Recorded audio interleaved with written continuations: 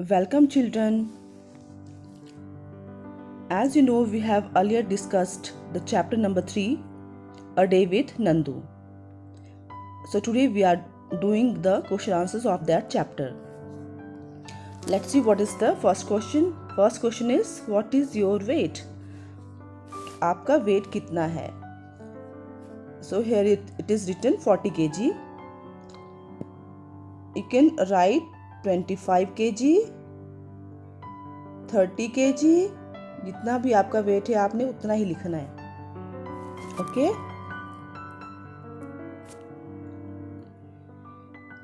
Second is, Nandu is only 3 months old, but he weighs 200 kilograms. The weight of how many children like you will add up to Nandu's weight?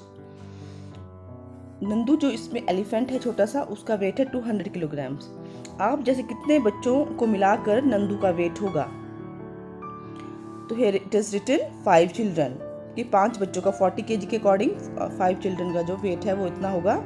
और आप लिख सकते हो 7 भी लिख सकते हो. अगर आपका 30 kg है तो यू कैन राइट 7 चिल्ड्रन. ठीक है, आप लिख देना 7 children.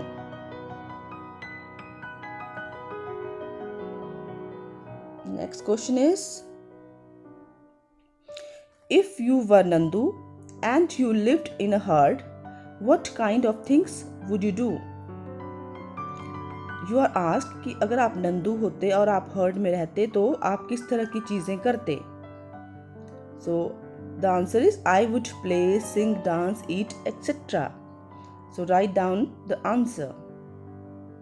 Next is, in the elephant herd, oldest female elephant decides everything.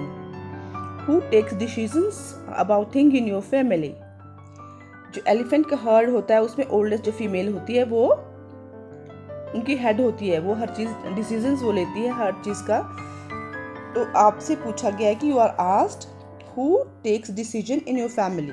आपकी जो फैमिली उसमें डिसीजंस कौन लेता है? ऑब्वियस फादर्स ही लेते हैं, तो आपने लिखना है my father.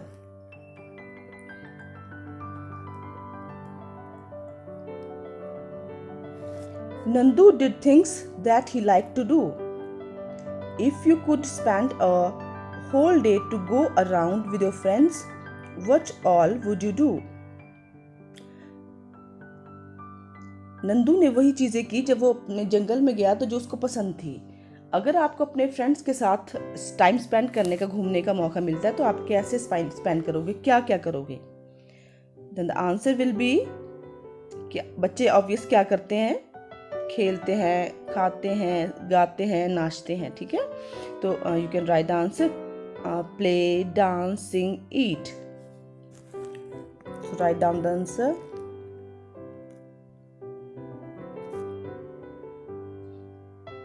Find out and write which are some of the animals that live in herds. उन एनिमल्स के नेम लिखने हैं जो हर्ड्स में रहते हैं. आपने लिखना है sheep and elephants. Next question is, do you also live in a group? Do you like to live together like that? What do you think are the good points and the bad points of living in a group? Write them. Good points है, number 1, we can enjoy with others. Number 2, we get help from others. Number 3, we have to do less work. Okay, and the bad point is there may be quarrel. वहाँ झगड़ा भी हो सकता है. ठीक है, तो ये सब bad and good points हैं.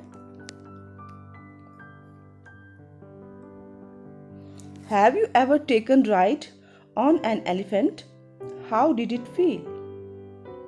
Yes, it feels great.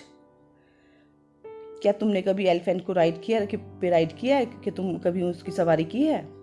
How did you feel? तुम्हें कैसा लगा? Yes, it feels great. अगर आपने की है तो. Which animals have you sat on? Write their name. जिसकी आपने सवारी, जिस पे आप बैठे उसके नेम लिखने हैं. तो you can right elephant, horse, camel.